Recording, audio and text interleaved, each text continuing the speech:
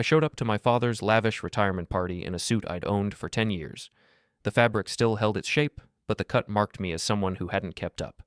The country club ballroom glittered with crystal chandeliers and polished marble floors that reflected every careful smile, every calculated laugh. 200 guests milled around tables draped in cream linen, their conversations a low hum punctuated by the clink of champagne flutes. I stood near the entrance, watching my father accept congratulations from men in custom Italian suits. He looked smaller than I remembered, his shoulders rounded under the weight of all those handshakes. My stepmother Patricia circled the room like a shark in silk, her dress probably worth more than my monthly mortgage. She'd married my father 7 years ago, 6 months after my mother died. The timeline still bothered me. "Is that him?" The voice came from my left, just loud enough to reach me.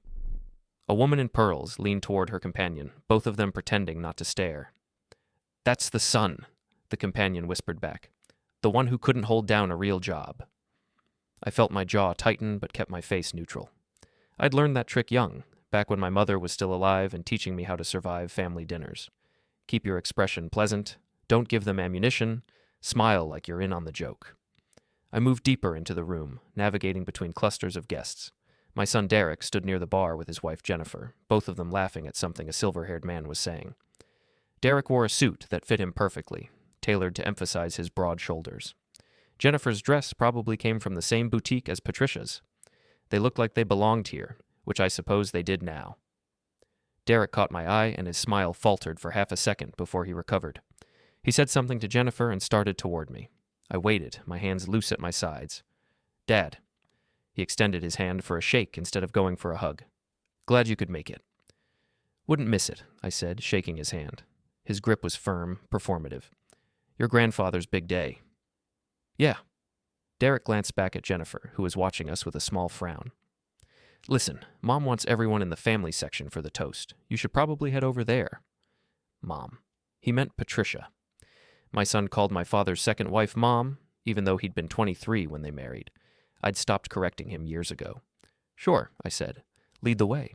The family section occupied 3 round tables near the small stage where a microphone stood waiting. Patricia had already taken her seat at the center table, flanked by her sister and brother-in-law. My father sat to her right, looking tired. Derek guided me to the table farthest from the stage, where Jennifer was already seated next to 2 of Patricia's cousins I'd met once at a Christmas party. I took my seat, and a server immediately appeared with champagne. I accepted the flute and set it down untouched. Around me, the conversations continued in careful tones. Patricia's cousin mentioned a recent trip to Monaco. Jennifer talked about the new Tesla they'd just ordered. Derek nodded along, adding comments about the upgraded interior features. I listened without contributing. Nobody asked me anything directly, which saved us all the awkward pause that would follow. The lights dimmed slightly, and Patricia stood, moving to the microphone with practiced grace. The room quieted. She smiled out at the crowd, her teeth very white against her tanned skin. "Thank you all for coming to celebrate my husband's incredible career," she began, her voice smooth and projecting easily. 40 years of dedication, innovation, and leadership. He built something remarkable, and tonight we honor that legacy. She went on for several minutes, hitting all the expected notes. The crowd applauded at the right moments.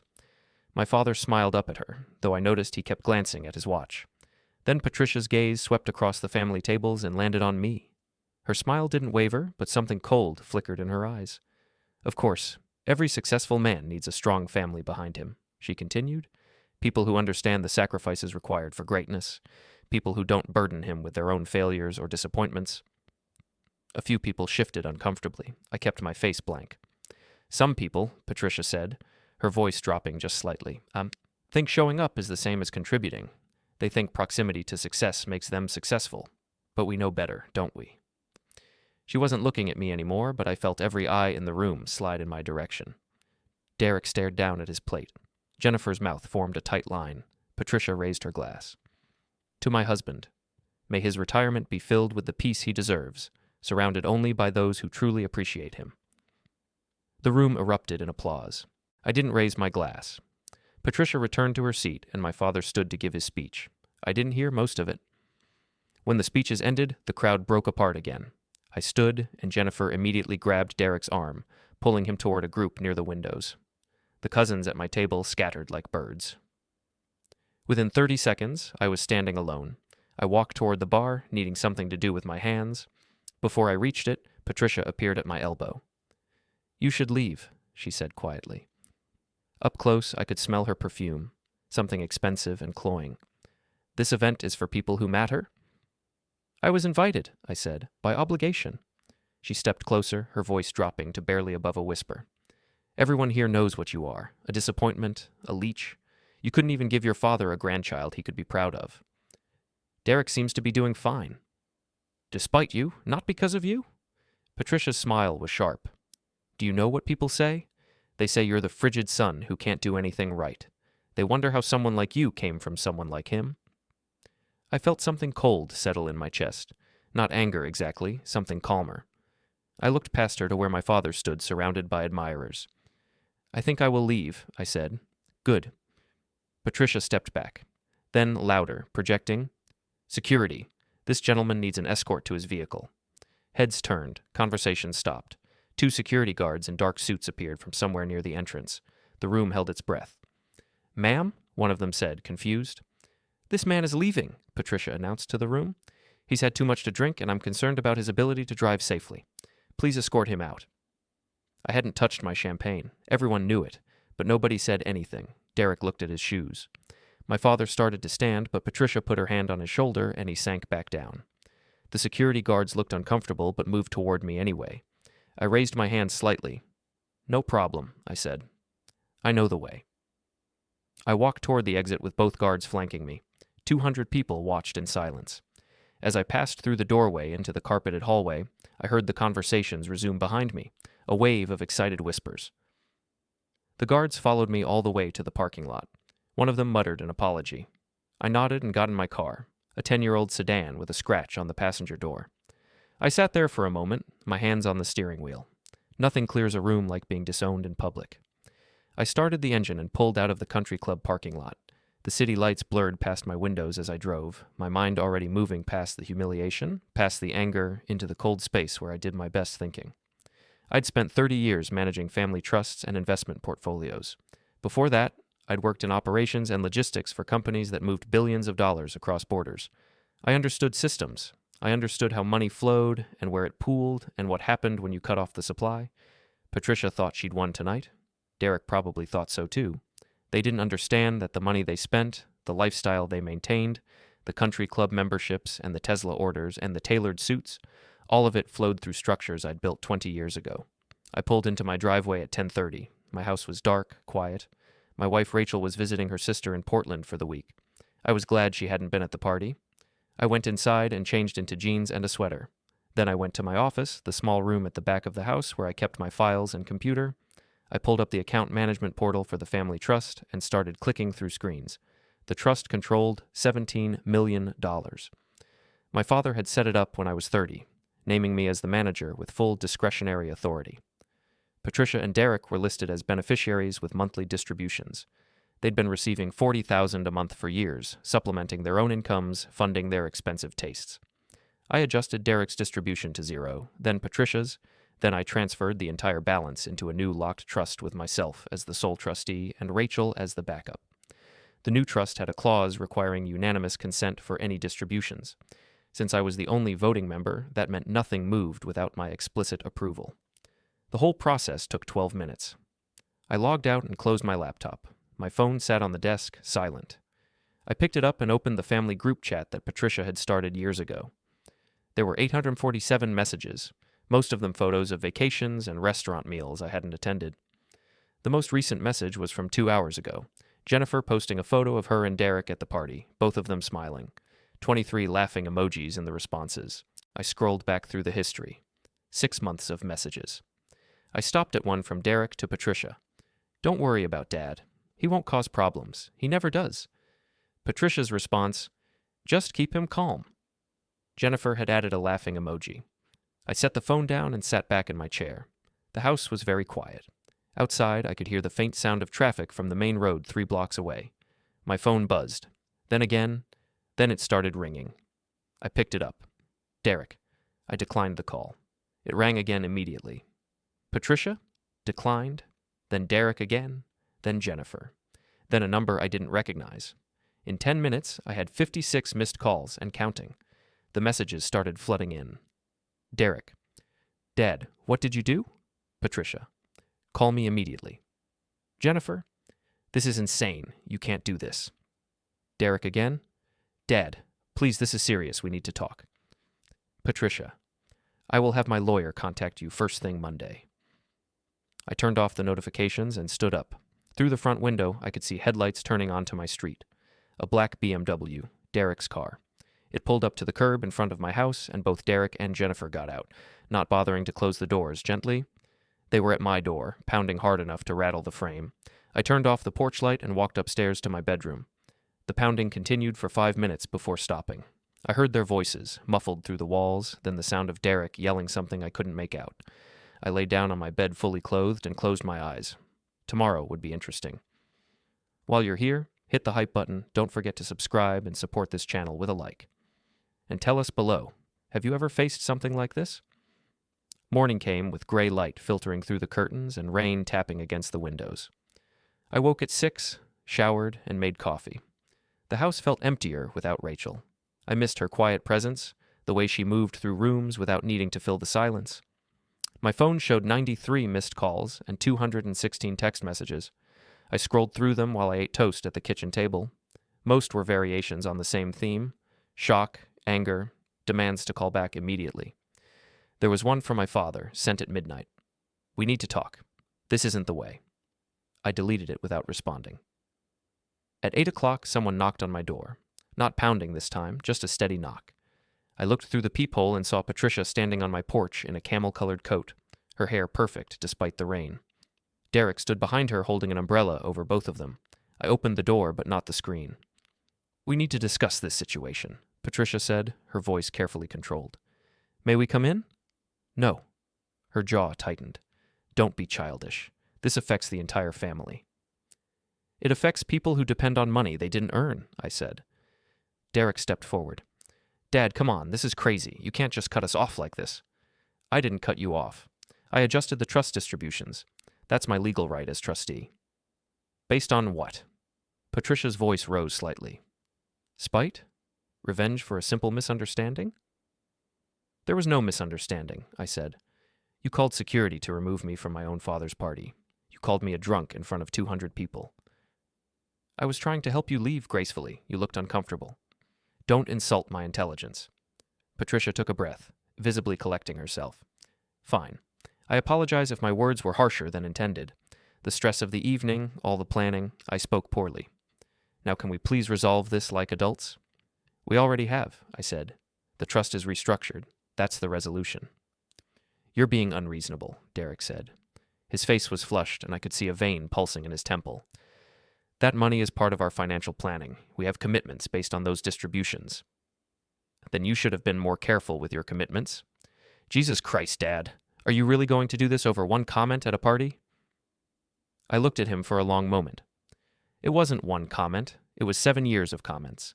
7 years of being treated like I don't exist unless you need a signature. 7 years of watching you call her mom and pretend your actual mother never mattered. Derek's expression hardened. Don't bring Mom into this. That's not fair. Fair? I almost laughed. You want to talk about fair? Patricia cut in. This is getting us nowhere. I'll contact my attorney and have him review the trust documents. If you violated the terms, we'll have the changes reversed. The trust documents are airtight, I said. I wrote them. Have your attorney read Clause 7, Section 3. Trustee has sole and absolute discretion over distributions. No court review, absent fraud, or self-dealing. We'll see about that.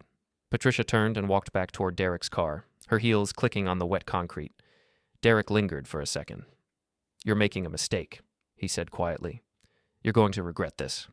No, I said. I'm not. I closed the door and locked it. Through the window, I watched them drive away. The rain was getting heavier, turning the street into a river of reflected gray. I spent the morning going through old files in my office. Documents from 20 years ago, back when my father's business was expanding and he'd asked me to help structure his holdings. I'd created the trust, established the LLCs, set up the offshore accounts that sheltered his assets from creditors and ex-wives. I'd done all of it while working my own job, spending nights and weekends making sure everything was legally sound. My father had been grateful then.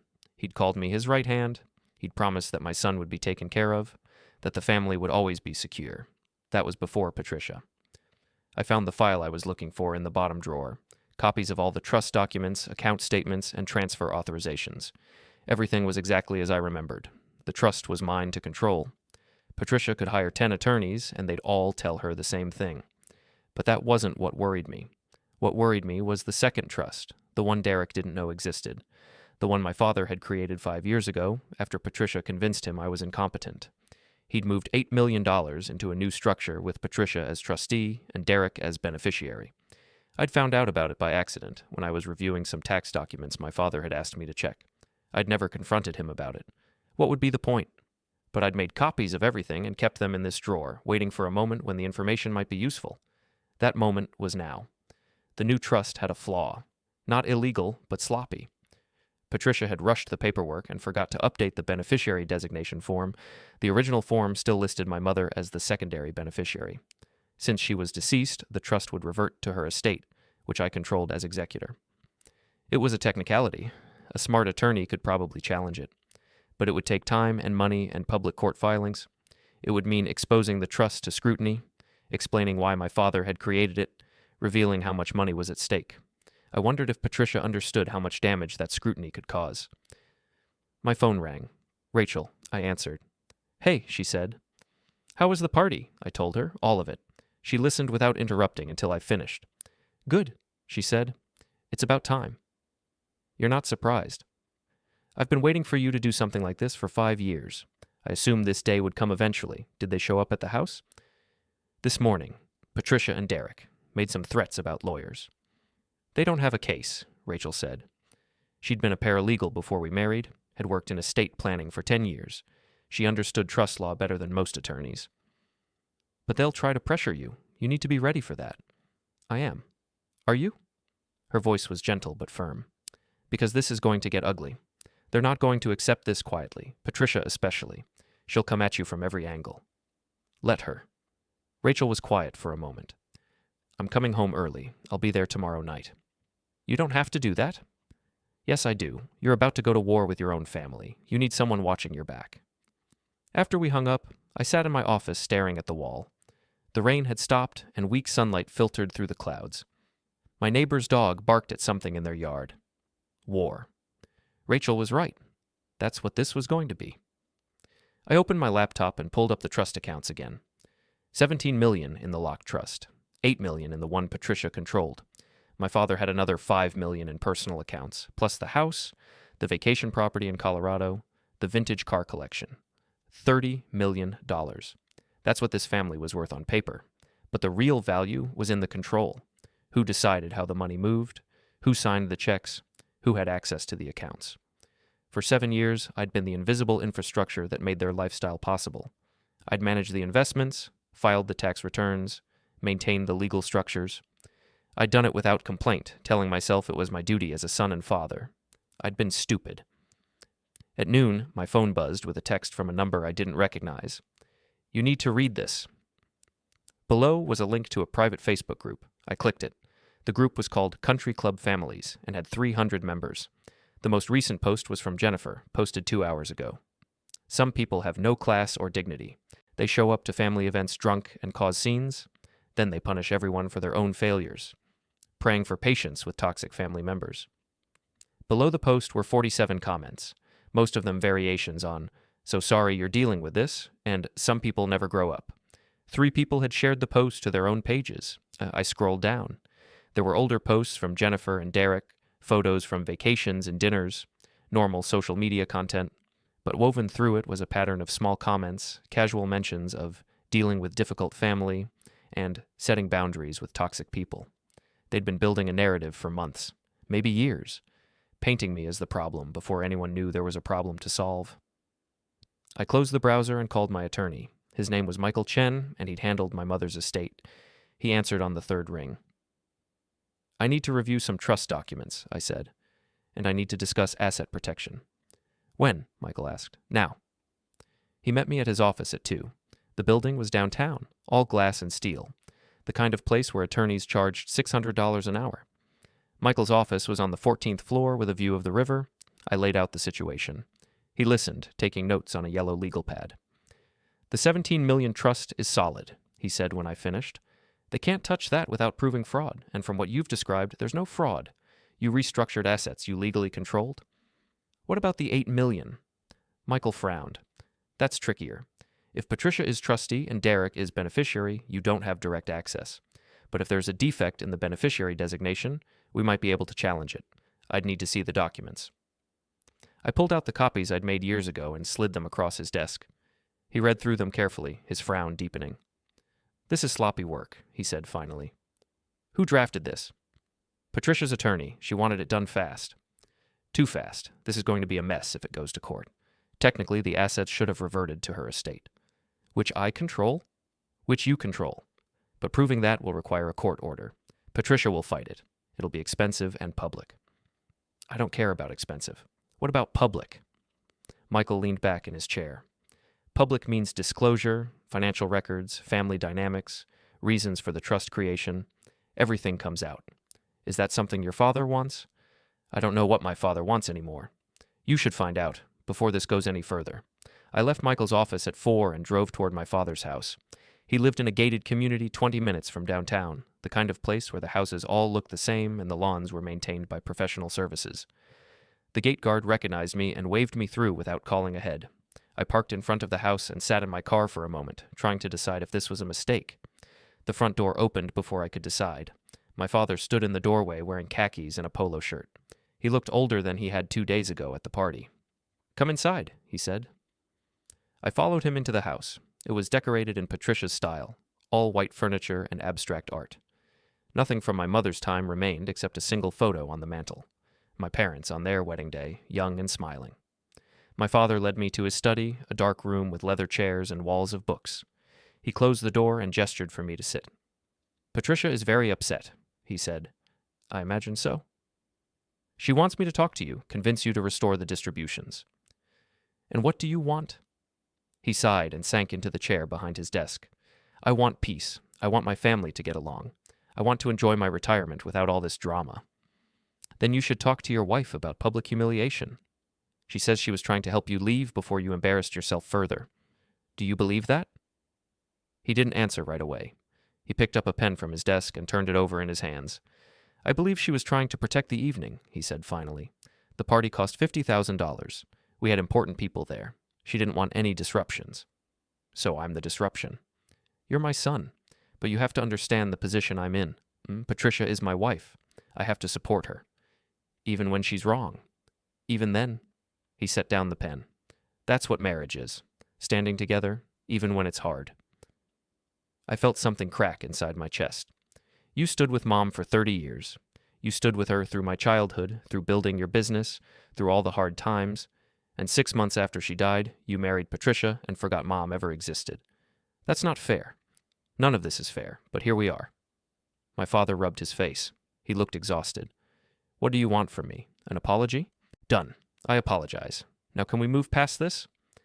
"I want you to admit that you let Patricia treat me like garbage because it was easier than standing up to her." "That's not true." "It's completely true. For 7 years you've watched her cut me down, exclude me, turn Derek against me. You've watched and done nothing because challenging her would make your life uncomfortable." "You're being dramatic."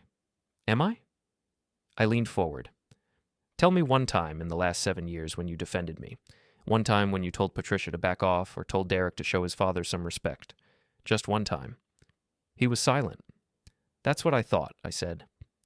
I stood to leave. My father stood too. "If you do this," he said, "if you really cut them off, it's going to destroy this family." "This family was already destroyed. I'm just making it official." I walked out of the study, through the white living room, and out the front door. Behind me, I heard my father call my name, but I didn't turn around. The drive home took 30 minutes. Traffic was heavy and the rain had started again. By the time I pulled into my driveway, it was dark, and my shirt was soaked from the walk from the car to the house. Inside, I stripped off my wet clothes and took a hot shower. The water beat down on my shoulders, and I let my mind empty, just focusing on the warmth and the steam. When I got out, I had 3 new voicemails, all from Derek. I deleted them without listening. Monday morning arrived with frost on the windows and a gray sky that promised snow. I woke early, my mind already racing through scenarios. Rachel was still asleep. her breathing soft and even. I slipped out of bed without waking her and went downstairs to make coffee. The house felt too quiet. I turned on the radio for background noise, but the morning news was all politics and weather. I switched it off and sat at the kitchen table, watching dawn creep across the backyard. My phone buzzed at 7:30. A text from Patricia's attorney. Final reminder. Sign the settlement by noon or we proceed with emergency filing. I didn't respond. At 8, Michael called. They filed the petition. Emergency hearing is scheduled for Wednesday. They're claiming you've commingled trust assets and created conflicts of interest. Total nonsense, but the judge granted the hearing. What do I need to do? Be at my office at 2. We need to prep your testimony and bring every document you have related to both trusts. Everything. Rachel came downstairs in her bathrobe, her hair pulled back. She looked at my face and poured herself coffee without speaking. We sat together in silence for several minutes. You should eat something, she said finally. I'm not hungry. Eat anyway. You need to keep your strength up. She made toast and eggs. I forced myself to eat half. The food tasted like cardboard. At 9, my father called. I let it go to voicemail. He called again at 9:15, then again at 9:30. Finally, I answered. What? Don't do this, he said. His voice was strained. Don't let this go to court. Sign the settlement, please. They leaked my financial documents to 50 people. They're trying to destroy my reputation, and you want me to surrender? I want you to be smart. Patricia has resources you don't. She has connections. She knows people in the legal system. If you fight her, she'll bury you. Let her try. I'm serious. You don't understand who you're dealing with. Patricia doesn't lose. Ever. She'll do whatever it takes to win. So will I. No, you won't, because you have limits. You have morals. She doesn't. She'll lie, cheat, manipulate, and destroy, and she'll smile while she does it. I felt something cold settle in my chest. You knew what she was when you married her. I knew she was ambitious. I didn't know she was ruthless, not until it was too late. Then help me stop her. I can't. If I take your side, she'll divorce me and take half of everything. You think I'm joking, but I'm not. The prenup has loopholes. Her attorney wrote it that way on purpose. If I file for divorce, she gets the house, the Colorado property, and 20% of the trust assets. She planned for this from the beginning. So you're trapped. We're all trapped. That's what I'm trying to tell you. The only way out is to give her what she wants and hope she gets bored and moves on to the next target. I'm not doing that. My father was quiet for a long moment. Then I'm sorry, because you're going to lose everything. He hung up. I sat staring at my phone, my father's words echoing in my head. At 2 o'clock, I met Michael at his office. He had documents spread across his conference table, different trusts and accounts organized into separate piles. Walk me through your management of the trusts, he said. Every decision, every transfer, every distribution. I need to understand the full picture. We spent 3 hours going through 20 years of financial history. I explained how I'd structured the original trust, why I'd made certain investments, how I'd managed distributions. Michael took notes, occasionally stopping to ask clarifying questions. Your management is pristine, he said finally. Conservative, well documented, completely above board. There's no mismanagement here. Then why are they claiming there is? Because they're lying. They're hoping if they say it loud enough and often enough, someone will believe them. Michael leaned back in his chair. But here's what worries me. Patricia's attorney is good, really good. She doesn't take cases she can't win, which means she either thinks they have something we haven't seen, or she's getting paid enough not to care. What should I expect at the hearing? They'll try to paint you as erratic and vindictive. They'll bring up the party incident, the sudden distribution changes, the leaked documents. They'll argue that you can't be trusted with financial decisions because you're acting on emotion rather than reason. How do I counter that? By being calm, factual, and unshakable. Show the judge that you're the reasonable one, that every decision you made was justified and documented. Don't get defensive, don't lose your temper, just present the facts and let them speak for themselves. Tuesday brought snow, heavy and wet, coating everything in white. I spent the morning at my desk, reviewing my testimony notes. Rachel worked in the kitchen, making phone calls to her sister, updating her on the situation. I could hear the murmur of her voice, but not the words. At noon, my phone buzzed with an email from Derek. The subject line read, "Last chance." I opened it. "Dad, this has gone far enough. I don't want to do this. I don't want to fight you in court, but Mom says we have to protect ourselves. She says you're not stable, that you're making decisions that put everyone at risk. I don't believe that. I know you. You're careful. You think things through. So I'm asking you one more time. Sign the settlement. Walk away. Let Mom handle the trusts and we can all move on, please. I don't want to lose you. It sounded sincere. It probably was sincere. But it didn't change anything. I deleted the email without responding. At 4 o'clock, Michael called with news. Patricia's attorney just filed an amended petition. They're now claiming that you've been in contact with one of the trust beneficiaries, specifically Derek, and have been making threats. That's insane. Derek contacted me.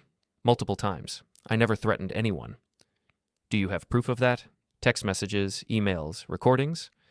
I have the messages Derek sent. I can show the timestamps. Good. Forward everything to me. We'll use it to show they're lying. I spent the evening compiling evidence. Every text, every email, every voicemail. I organized it chronologically and sent it all to Michael. It was past midnight when I finished. Rachel found me still at my desk at 1 a.m. Come to bed. You need sleep. I can't stop thinking about what my father said, that Patricia planned this from the beginning, that she married him to get access to the money. She probably did, but that doesn't mean she wins. She's winning so far. No, she's not. She's desperate. That's why she's filing emergency petitions and making threats. People who are winning don't act like that. They're calm. They're patient. She's neither of those things. I wanted to believe her, but the weight of everything felt crushing.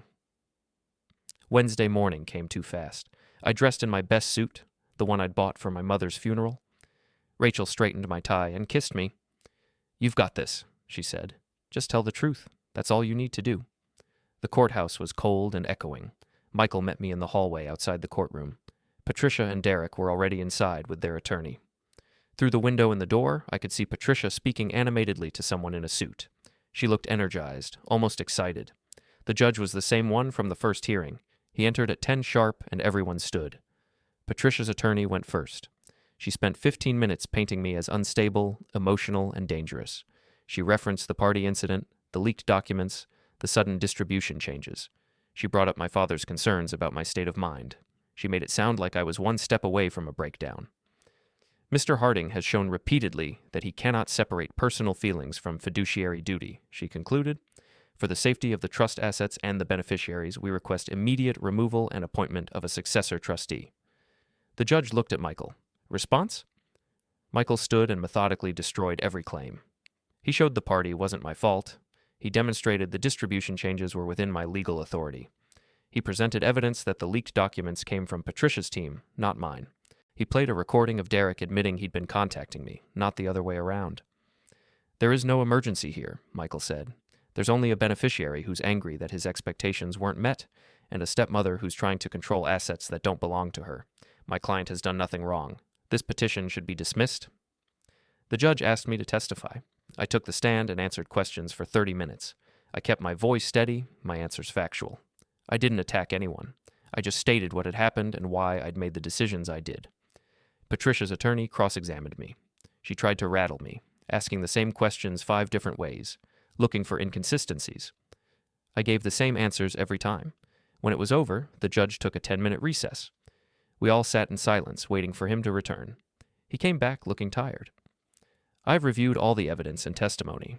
This is a difficult family situation that spiraled out of control. However, the law is clear. The trustee has broad discretion over distributions and management decisions. Nothing presented today demonstrates that Mr. Harding has violated that discretion or acted fraudulently. The emergency petition is denied. Patricia's attorney stood quickly. Your Honor, if I may? You may not. My ruling stands. This court will not second-guess a trustee's legitimate exercise of authority simply because the beneficiaries are unhappy with the outcome. If you want to pursue this in the main case, you're free to do so, but I'm not granting emergency relief. We're adjourned. The judge left. Michael turned to me and shook my hand. That's it, he said. You won. Across the aisle, Patricia and Derek were huddled with their attorney. Patricia's face was red, her jaw tight. Derek looked shell-shocked. We left the courtroom. In the hallway, Patricia caught up with us. This isn't over, she said quietly. You think you won? You didn't win anything. You just made me angrier. Is that supposed to scare me? It should, because I'm done playing nice. I'm done pretending we're family. You want a war? You've got one. She walked away, her heels clicking on the marble floor. Derek lingered behind, his hands in his pockets. "I tried to stop this," he said. "I really did, but she won't listen, and now I'm stuck in the middle." "You chose your side," I said. "You chose her." "I didn't choose anyone. I just wanted my family back." "Your family's been gone for 7 years. You just didn't notice." I walked away and left him standing there. Outside, the snow had stopped, but the temperature had dropped. My car was covered in ice. I spent 5 minutes scraping the windshield before driving home. Rachel was waiting at the door. I told her everything. She hugged me, then stepped back and looked me in the eye. Now what? Now I wait for them to make their next move. And if they don't make a move? If they actually drop it? They won't. Patricia's too invested. She'll come at me from a different angle, something I'm not expecting. The next move came Thursday afternoon. I was at the grocery store when my phone rang.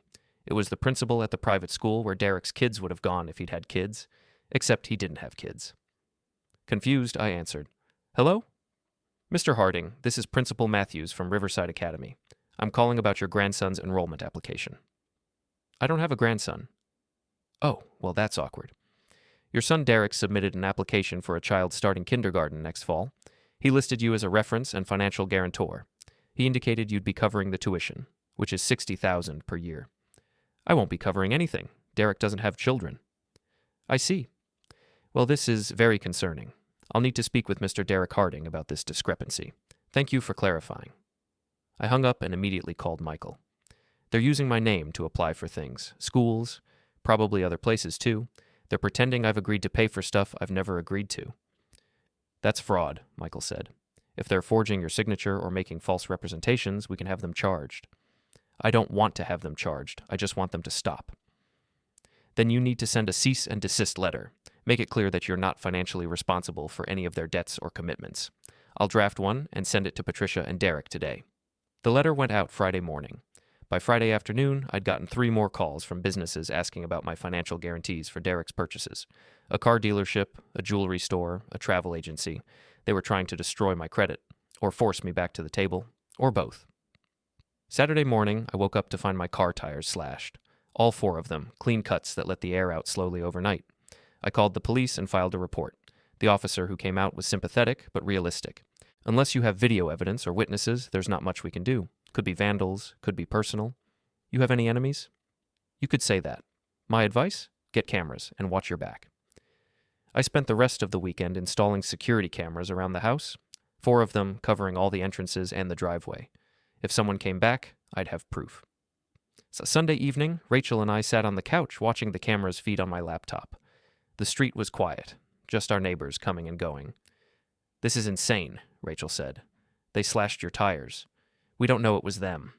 Don't be naive. Of course it was them. Even if it was, I can't prove it. So what? You just let them terrorize you?" "No, I document everything and wait for them to slip up. They're getting reckless. Eventually they'll do something stupid that I can prove." Monday brought a registered letter from Patricia's attorney. Inside was a notice of deposition. They wanted me to answer questions under oath about my management of the trusts. The deposition was scheduled for 2 weeks from now. "It's a fishing expedition," Michael said when I called him. "They're hoping you'll say something they can use. Just answer the questions honestly and don't volunteer extra information." "How long will it take?" "Could be a few hours, could be all day, depends on how aggressive their attorney wants to be." Tuesday morning, I was checking my email when I saw a message from my bank. Unusual activity detected on one of my accounts. I logged in and saw 3 attempted withdrawals, each for $10,000. All of them had been declined due to insufficient funds since I'd moved most of my money to the locked trust. I called the bank's fraud department. They confirmed someone had tried to access my account using old login credentials. The attempts came from an IP address in my city. "We've flagged the account," the fraud specialist said. "You should change your password and enable additional security measures." I did all of that, then called Michael. "They're trying to hack my bank accounts. Can you prove it's them? The IP address is local, could be traced to a specific computer. I'll have our investigator look into it.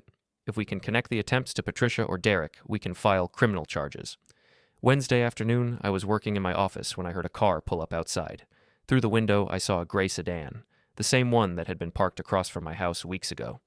2 men got out, both wearing suits. I watched them walk up to my door and knock. I didn't answer. They knocked again, harder. Then one of them pulled out his phone and took a photo of my house. The other one walked around to the side yard and looked in the windows. I called the police. There are 2 men on my property taking photos and looking in my windows. Are they armed? I don't know. I can't see. Stay inside and lock your doors. We're sending someone. The police arrived within 5 minutes. By then, the 2 men had gotten back in their car and left. The officer took my statement and the camera footage. Looks like private investigators, he said. Probably hired by someone you're in a legal dispute with. They're allowed to observe from public property, but once they came onto your yard and looked in your windows, that's trespassing. Can you do anything about it? I can file a report. If they come back, call us immediately. And consider getting a restraining order if you feel threatened. Found something. I opened it. Inside was a PDF of a bank statement from Patricia's account. She'd made a payment of $50,000 to someone named Victor Reeves with a memo line that read, "Services rendered." Who's Victor Reeves? I called Michael immediately. That's what worries me, he said. I ran his name through our database. He's got a record: breaking and entering, assault, cybercrime. He's a professional criminal who hires out for various jobs. You think Patricia hired him to come after me? I think it's possible. This payment was made 3 days ago, right before your tires got slashed and your bank got hacked. That's not coincidence. What do I do with this? Nothing yet. I got this through a source that may not be entirely legal. We can't use it in court, but we can use it to anticipate what's coming. If Patricia hired someone like Reeves, she's planning something bigger than tire slashing. Like what? I don't know, but you need to be very careful. Don't go anywhere alone. Vary your routines. Watch your back. I hung up and looked at Rachel.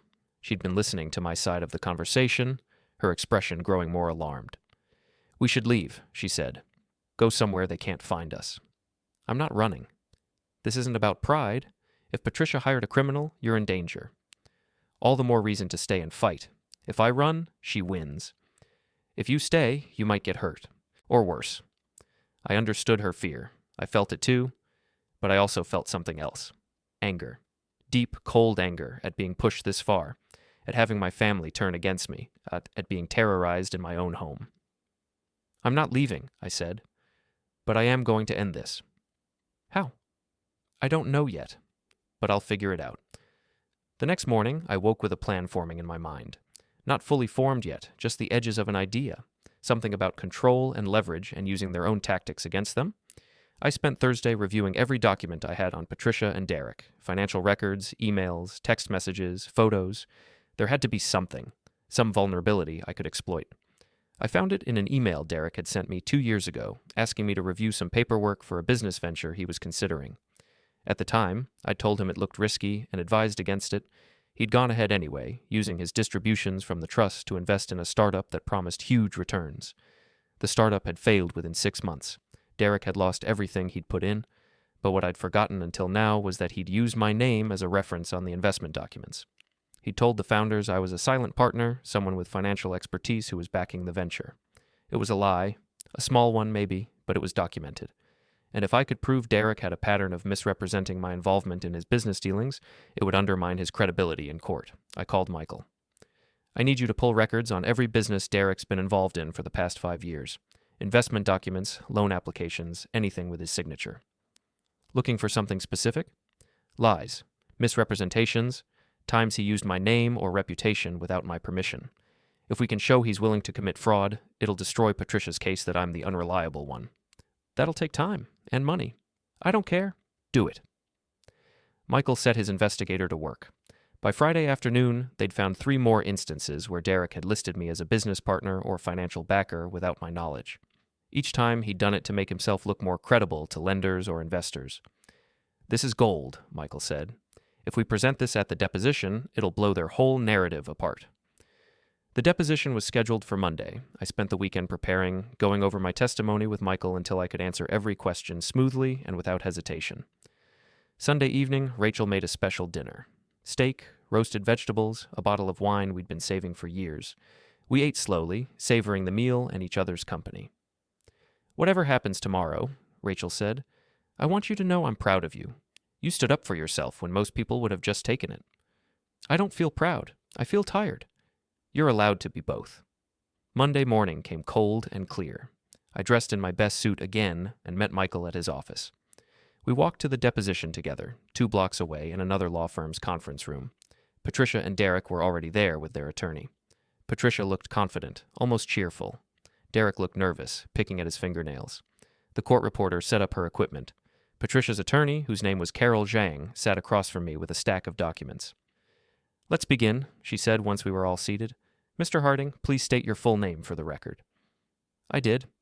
Then Carol spent the next hour asking me detailed questions about the trust management, how I decided on investments, why I made certain distributions when I'd communicated with beneficiaries. I answered everything honestly and completely. Michael sat beside me, occasionally objecting to the form of a question, but mostly letting me talk. Then Carol shifted gears. "Mr. Harding, you cut off distributions to your son because you claim you were disrespected at a party. Is that correct?" "That's a simplification, but essentially yes." "And this disrespect consisted of what, exactly? Being asked to leave a private event? Being publicly humiliated? Having security called on me despite not causing any problems? Being treated like I was drunk when I hadn't had a drink?" "But you did leave without incident, correct?" "I left because fighting would have made things worse. So really, you weren't humiliated at all. You simply took offense to a reasonable request." "It wasn't reasonable. It was cruel and designed to embarrass me in front of 200 people. According to you. But multiple witnesses say you appeared intoxicated and were making guests uncomfortable." "Those witnesses are lying." Carol raised an eyebrow. "That's quite an accusation. Are you saying Mrs. Patricia Harding and multiple guests all coordinated to lie about your behavior?" "I'm saying Mrs. Harding wanted me gone and told people what they needed to hear to justify it." We went back and forth like this for another hour. Carol was good, I had to admit. She made me sound paranoid and vindictive, but I kept my cool and stuck to the facts. Finally, Carol pulled out a document I didn't recognize. "Mr. Harding, do you recognize this email?" I read it. It was from Derek to me, sent 3 years ago, in thanking me for my advice on a business matter. Nothing unusual. "Yes, I recognize it." "And in this email, Derek refers to you as his business partner. Were you his business partner?" "No, I gave him advice. That's different." "But he called you his partner. Why would he do that if it wasn't true?" "Haha, because Derek sometimes exaggerates. He wants people to think he has more support than he does." "Interesting. So your son is a liar?" I saw the trap, but it was too late. "I wouldn't say liar, but he does sometimes misrepresent things." "Like what?" "Like telling investors I was backing his ventures when I wasn't. Like telling lenders I'd guaranteed loans I knew nothing about. Like applying to schools for children he doesn't have and listing me as the financial guarantor." Carol's expression didn't change, but I saw something flicker in her eyes. "You're saying Derek has committed fraud?" "I'm saying Derek has used my name without permission on multiple occasions." "Can you prove that?" Michael leaned forward. "We can, and we will." Carol called for a break. During the break, I watched through the glass conference room walls as Carol pulled Patricia and Derek into a side office. They were in there for 10 minutes. When they came back, Patricia's confidence had dimmed slightly. The deposition continued for another 2 hours. Carol asked more questions about Derek's business dealings. I answered carefully, providing just enough information to make my point without overplaying my hand. Finally, Carol closed her notebook. "Thank you, Mr. Harding. That's all for today." We left the conference room. In the elevator, Michael turned to me and grinned. "You did great. You stayed calm, you didn't get defensive, and you planted the seed about Derek's credibility. Carol knows we have something. Now she has to decide if she wants to keep fighting or cut her losses." "You think she'll drop the case?" "I think she'll advise Patricia to. Whether Patricia listens is another question." That evening, I was home making dinner when my phone rang. Unknown number. I answered anyway. "This is Victor Reeves," a man's voice said. "I think we should talk." "How'd you get this number?" "Doesn't matter. What matters is that I've been hired to make your life difficult, but I've been doing this long enough to recognize when I'm on the wrong side of a fight." "What do you want?" "I want to warn you. The woman who hired me, she's not stable. She's talking about escalating, doing things that'll get people hurt. I don't do that kind of work, so I'm out." "Why are you telling me this?" "Because you should know what you're dealing with. She's got money and connections and no moral limits. Watch yourself." He hung up. I stood there holding the phone, my heart pounding. Rachel came into the kitchen. "Who was that?" "Victor Reeves. The guy Patricia hired. He just warned me that she's planning something worse." "Oh, God, we need to call the police." "And tell them what? That someone called me with a vague warning. They can't do anything." "Then what do we do?" "We finish this. Now. Before Patricia does something we can't come back from." I called Michael and told him about the call. He listened, then said, "I'm coming over. Don't go anywhere until I get there." Michael arrived 20 minutes later with his investigator, a woman named Sarah Chen. They set up in my living room with laptops and documents spread across the coffee table. "Here's what we know," Sarah said. "Patricia made 5 payments to Victor Reeves over the past month, totaling $200,000. Reeves has a criminal record, but he's been careful not to do anything lately that could get him arrested. He's mostly doing surveillance and intimidation." "Mostly?" I said. "He slashed your tires. We traced his car through security footage from a gas station near your house. He was here the night it happened." "Can we prove it was him?" "Not conclusively, but we can prove he was in the area. That plus Patricia's payments creates a pattern." Michael leaned forward. "Here's what I'm thinking. We take all of this to the police, file a formal complaint, get a restraining order against Patricia and anyone acting on her behalf, make it official that she's harassing you." "And then?" "Then we go nuclear. We file a countersuit against Patricia for harassment, defamation, and conspiracy. We expose everything she's done, the leaked documents, the fraudulent business dealings, the hired criminal. We make it so expensive and public that she has no choice but to back off. That'll destroy my father." "Your father chose his side," Michael said gently. "You can't protect him anymore."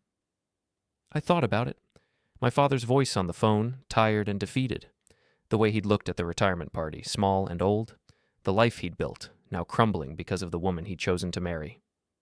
"Okay," I said. "Do it." Tuesday morning, Michael filed the countersuit. By Tuesday afternoon, it was all over the local news. "Family trust battle turns criminal," the headlines read. Patricia's name was mentioned repeatedly. So was Derek's. My father's business associates started calling him, asking what was going on. Wednesday morning, my father showed up at my door. He looked like he hadn't slept in days. "Can I come in?" he asked. I let him in. We sat in the living room, the same room where Michael and Sarah had plotted legal strategy the night before. "You're destroying me," my father said quietly. "My reputation, my relationships, everything I built. You're tearing it all down." "Patricia did that, not me. You filed the lawsuit. You made it public. You could have handled this privately." "I tried. For 7 years I tried. I took the insults and the exclusion and the disrespect. I tried to keep the family together, and what did it get me? More of the same." My father rubbed his face. "I know Patricia went too far. I know she did things she shouldn't have. But she's my wife. I can't just abandon her." "Even when she's wrong?"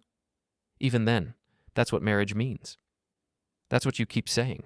But Mom would have never asked you to choose between her and your son. She would have never put you in that position." "Your mother was different." "Yes, she was. She was kind and decent, and she actually loved you. Patricia loves your money, and she's willing to destroy anyone who threatens her access to it." My father stood up. "I came here hoping we could find some way forward, but I see now that's not possible. You've made your choice. I've made mine. I guess this is where we end up?" "I guess so." He walked to the door, then paused. "For what it's worth, I'm sorry, for all of it. I should have been stronger. I should have stood up for you, but I didn't, and now it's too late." "Yes," I said. "It is." He left. I watched through the window as he got in his car and drove away. It felt like watching the last piece of my family disappear. Rachel found me still standing at the window 10 minutes later. She put her arms around me and I leaned into her. "I'm sorry," she said. "Me too." Thursday brought more news. Patricia's attorney filed a motion to dismiss the countersuit, claiming it was retaliatory and without merit. Michael filed an opposition arguing that everything in our complaint was documented and provable. Friday afternoon, I got a text from Derek. "We need to meet. Just us. No lawyers, please." I showed it to Rachel. "It's a trap," she said. "Probably, but I'm curious what he wants." "Don't go alone." "I won't," I texted back. "Marina, Saturday noon. Rachel comes with me." Derek agreed. Saturday dawned gray and cold. Rachel and I drove to the marina together. Derek was already there, sitting on a bench near the water. He was alone, wearing jeans and a windbreaker, looking younger than his 30 years. We walked over and sat down on a bench across from him. For a minute, nobody spoke. "Thanks for coming," Derek said finally. "I wasn't sure you would." "What do you want?" "I want to apologize. For real this time. Not because I'm trying to get something from you, just because I need you to know that I'm sorry." "Sorry for what, specifically?" "For choosing Mom over you, for letting her treat you like garbage, for not standing up when I should have, for being a coward." I studied his face looking for the lie, but he seemed genuine, tired and sad and genuine. What changed? I asked. I saw the lawsuit, all the stuff you put in there about Mom hiring criminals and leaking documents, and I realized she'd been lying to me. She told me you were the one doing all those things, that you were trying to destroy us. But it was her. It was always her. And your response is to apologize now, after she's been caught? My response is to tell you that I'm done. I'm leaving her. I'm divorcing Jennifer. I'm starting over somewhere else. And I wanted you to know that before I go. Rachel leaned forward. Why should we believe you? You shouldn't, Derek said. I've given you no reason to trust me, but I'm telling you the truth. Mom is toxic. She's poisonous, and I can't be around her anymore. I've spent 5 years letting her turn me into someone I hate. I'm not doing it anymore. Where will you go? I asked. I don't know. Somewhere far from here. Somewhere I can figure out who I am without her voice in my head. We sat in silence for a while, watching the boats bob in the water. Finally, I said, I hope you figure it out. Derek nodded. Me too. He stood up. For what it's worth, Dad, you were right. About everything. I just wish I'd realized it sooner. He walked away. Rachel and I sat there watching him disappear into the parking lot. Do you believe him? Rachel asked. I don't know. Maybe. Or maybe this is just another manipulation. Patricia's last attempt to get me to drop the lawsuit. Either way, it doesn't change anything, does it? No, it doesn't. We drove home in silence. That evening, Michael called with an update. Judge set a hearing for next week. Both sides present arguments on the countersuit. If we survive the motion to dismiss, we move forward to discovery. What are the chances we survive? Good. We have evidence. They have excuses. Evidence usually wins. Usually. Trust the process. We've got this. Sunday passed quietly. Monday brought a surprise. A resignation letter from Patricia as trustee of the $8 million trust. No explanation.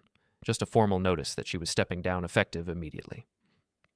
She's cutting her losses, Michael said when I called him, getting out before discovery reveals more crimes. So she just walks away after everything she's done? For now. But the countersuit continues. We can still hold her accountable for the harassment and defamation. I want more than that. What do you want? I want her destroyed, the way she tried to destroy me. Michael was quiet for a moment. I can't help you with that. As your attorney, my job is to protect your interests and pursue legal remedies. Revenge is outside my scope. Then I'll handle it myself. I spent Monday evening planning. Not illegal things. I wasn't going to break the law or hurt anyone. But there were other ways to destroy someone. Legal ways. Public ways. Tuesday morning, I sent an email to every business associate in my contact list. Not a mass email. Individual messages to each person. In them, I detailed Patricia's behavior. The harassment, the hired criminal, the leaked documents, the lies in court. I attached copies of the evidence. I ended each email with a simple statement. I wanted you to know who you're dealing with. Within hours, the responses started coming in. Shock, disgust, promises to cut ties with Patricia and my father, recommendations to other people in their networks. Patricia's reputation, so carefully cultivated over 7 years, crumbled in a single day. Wednesday morning, my father called. What have you done? I told the truth. Isn't that what you always taught me to do? You've destroyed her. She's getting calls from everyone. People canceling meetings, pulling out of deals. She can't show her face anywhere. Good. Now she knows how I felt. This isn't justice. This is revenge. Yes, it is, and it feels pretty good. My father hung up. I never heard from him again.